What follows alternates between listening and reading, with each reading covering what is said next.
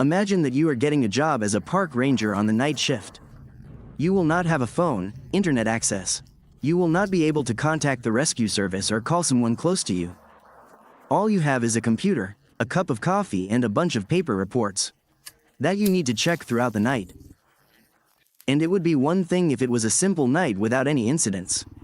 But as you understand, today's game hides a slightly more unusual development of the story. This will be a small but atmospheric project that deserves to be told about it, so lay out the cookies. Take a large glass of tea and get ready for a small but interesting adventure. So, we appear in an extraordinary room of an ordinary ranger. It is in it that we will have to spend the next 6 hours until dawn. In front of us is a meager set of items that we will use throughout the shift. A small lamp that can turn on and off. A stack of photos from the cameras that we will work with, a computer, our main tool, a book called a guidebook underneath that. Explains the essence of our work, but we don't have time to read it properly. When suddenly someone starts knocking on our booth. At first I was a bit confused about where to press, but I figured out how to turn on the lamp and open the door. John, one of the rangers who works in this park, came to see us. John asks us how we had our vacation, wants us to tell him everything, share everything, and says that he is glad to welcome us again. As at our previous place of work, he also tells us that yesterday they started replacing electric poles in the park, which means that from time to time the electricity will be turned off in our booth. And there is no need to be afraid of this, you just need to wait. Plus he hands us some keys that we will need to give to the new guy who recently got a job at this park, giving us a glass of coffee so that we do not fall asleep while we work. He leaves our cabin, leaving us alone with our long-awaited responsibilities. So, we boot the computer. The essence of the gameplay, look, is that we need to check the reports in the folder for any errors or inaccuracies.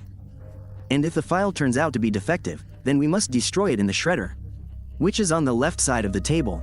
If the file turns out to be normal, everything is written as it should be. Then we will have to send such a file to the computer. For example, let's look at the first report that we take out of the stack. It says that a group of visitors are swimming behind a fence in Sector S17 and an image is attached. We need to make sure that it has no external defects, be it errors or artifacts. There are no external problems, so such a file cannot be cured and can be safely loaded into the computer. As soon as we throw it here, we need to find the report item. This is the main window, in which we will work throughout the game. Here we need to select the report topic and check the boxes. If the image does not match the description or the report is out of date. By clicking on Open File, we can, by the way, look again at what is written on our file. Everything seems to be written as it should be. People are really swimming in the image. The date seems to be indicated, the description seems to be there too. So in the report subject I decided to select the entry point to the closed zone. Looked at the report again and clicked Send. By the way, after each report you will be greeted by a small CAPTCHA that you will need to solve. They look quite interesting. Considering that there are several types, somewhere you will need to plant a tree. Somewhere you will need to lead a ranger from point A to the hut. Somewhere you will need to remove garbage into the trash bin. And at first your days will resemble the days of an ordinary park ranger. You will read about improperly parked cars, about hunters who chase deer through the bushes, about unattended fires, and about all the other delights of human existence that people do in the park. If anything, on the computer in the Park Watch application, you even have an interactive map of the entire reserve, divided into sectors. Here you can see the features of the terrain of each of them, as well as find out which of them are active and which are currently under repair. In between, your friends will sometimes drop in on you. For example, one of them will knock on your hut after 15 minutes of the game, and it will turn out to be the same new Henry, about whom John spoke at the beginning of the game. We give him the keys that our friend gave him and, at the same time, exchange a few words with him. Of all people, he will still appear in the narrative in a slightly different state. But I will not spoil it, and after some time, when I already, it would seem, got used to the new place and rolled into the work of a forest ranger, I heard some strange sound. After looking down for a few seconds, I realized that he was apparently coming from behind the door. And then we see some guy doing something near our cabin. It was definitely not one of the rangers, which means that someone got into the park. Which, let me remind you, is closed to visitors at night. 5 minutes later, there is another knock on our cabin door, but this time it turns out to be John. He asks why the hell there is a bear trap near our cabin. We tell John about the situation and ask him to figure it out. To which he replies that he will inform the other rangers so that they are on the alert. Later, the wave of strangeness gradually increases. Our friends start calling us and saying that they found a group of people in the park or a base-tongued child who was running somewhere down the river, but neither of them could catch up with them. These people seem to have simply disappeared. John also tells us that Douglas, his partner, has not returned from his shift, although it ended an hour ago. We try to call him, but as expected we also get no results. And in the reports, we start to meet at night.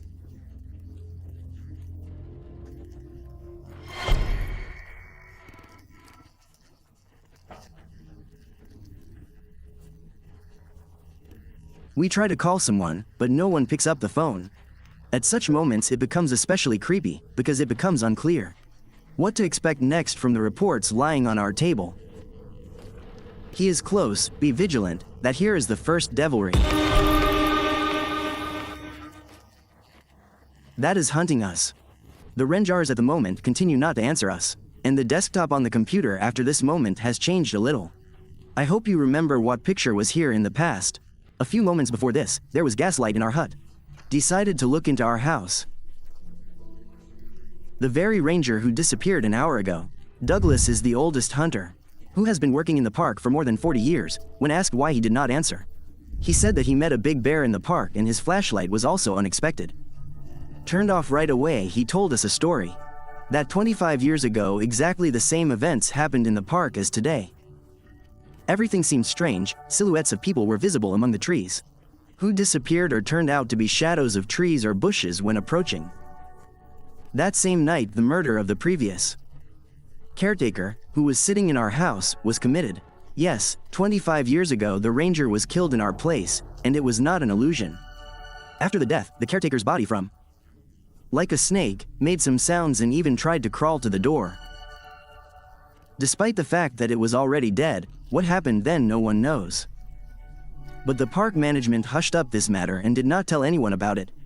Only Douglas turned out to be the only witness, who remained after that ill-fated night, and after that we continued to lose our minds. At one point, after the verified report, some man starts pounding on our hut. He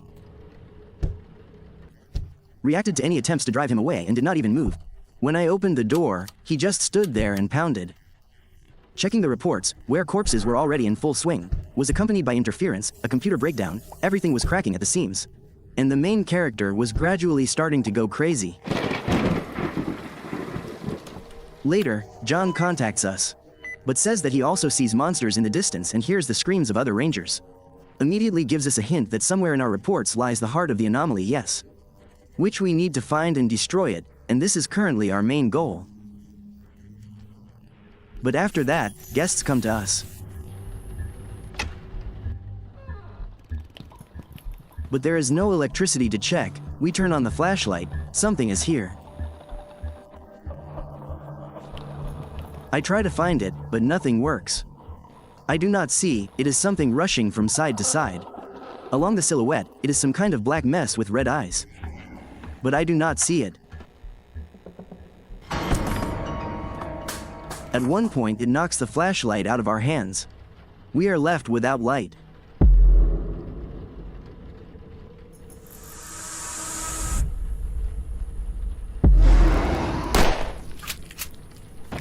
And then Douglas comes to our aid.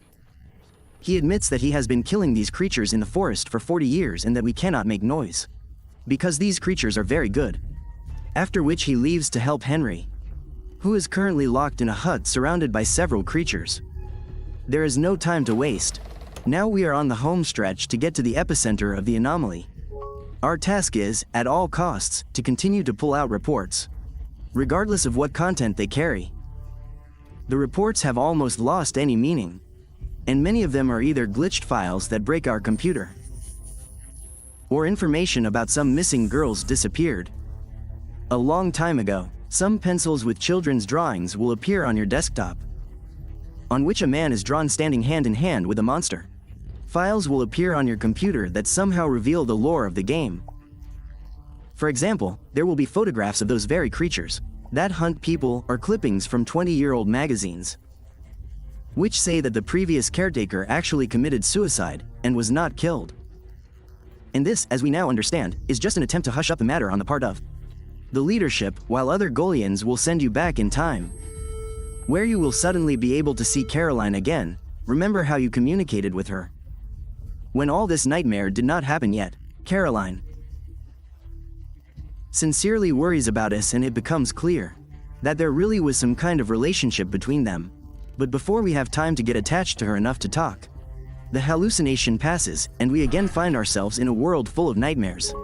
Our acquaintances will begin to make themselves known. At one point, for example, after a knock on the door, Henry will come to us.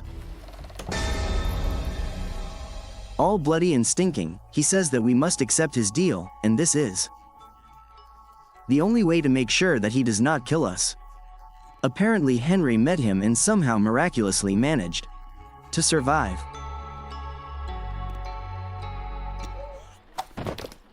Or not quite. He dies on our table, having covered half of it with his blood. John also calls us to say goodbye. He's exhausted and already sees another monster approaching him. He doesn't want us to hear what happens next and hangs up. Well, and after that, Henry himself disappears. This time it wasn't just a goodbye, because we've gotten to our main goal. The heart, it's here, in front of us. All that's left is to destroy it. All this mess will end.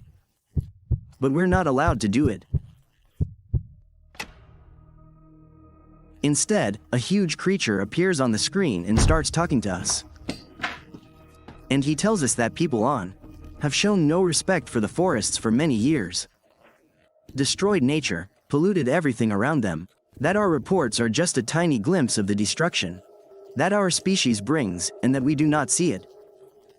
I came to this world and lived in these forests for more than 500 years. I watch and I realize that these are people, real monsters, and not us, they are parasites that need to be gotten rid of. Here it becomes clear that this is some kind of forest spirit that takes revenge on people for what they did to nature throughout this time, but the monster does not care that there are rangers who look after the forest and do not allow people to commit all these evil deeds. He says that he is not going to kill us, but only if we do not refuse him. The monster has an offer for us that we cannot refuse and gives us the following choice. Either he takes over this world and remakes it so that humanity will be completely destroyed, or he will leave this world, but for this he needs someone to sign the last report for him. With it he will be able to escape from this world. Apparently, the same choice was given to the man working here 20 years ago, when the previous caretaker was also killed. But how right is it to trust a monster who killed a bunch of rangers, animals, ordinary vacationers at such a difficult moment, where we need to sign some important contract, without which he will not be able to leave this world? Here I hesitated. Despite all his stories, I had a feeling that the main character will not get out of here alive, which means that it is worth relying only on whether his words are true about taking over the world. I decided to remember the words of Henry, who asked me to sign contracts, that this is my only chance for salvation, so in this case I decided that I will sign it.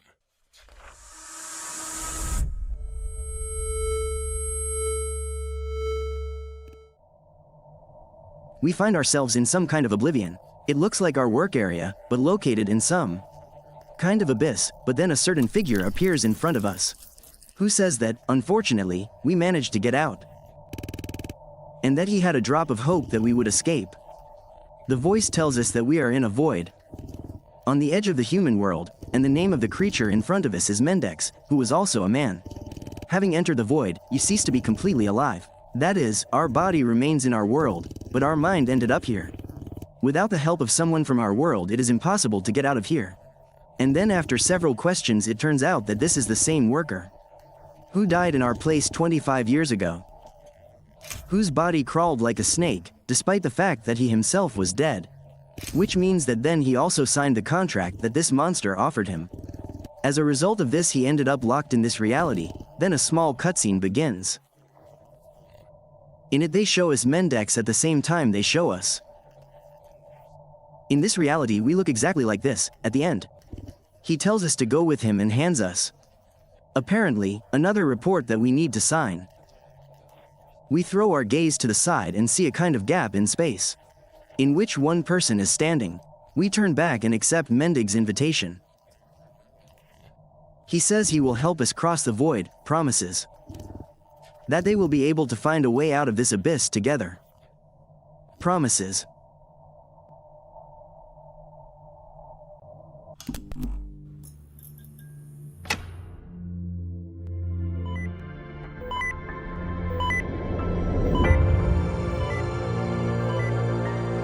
Well, this is apparently what happened to us after we signed a contract with this monster, and this is the end. Here is such a small game, starting as a game about an ordinary park ranger. Over time it turns into something more mystical, and in the end, it turns into a phantasmagoria with extraterrestrial monsters and afterlives. The game has insanely cool animations, interesting mechanics, and even has some riddles that I decided not to show in this video. As far as I know, in the game, there are several cons that depend not only on the final choice, but also on whether you have unlocked all the achievements, found all the Easter eggs. So the game still leaves some riddles. If you are interested, you can try to find them.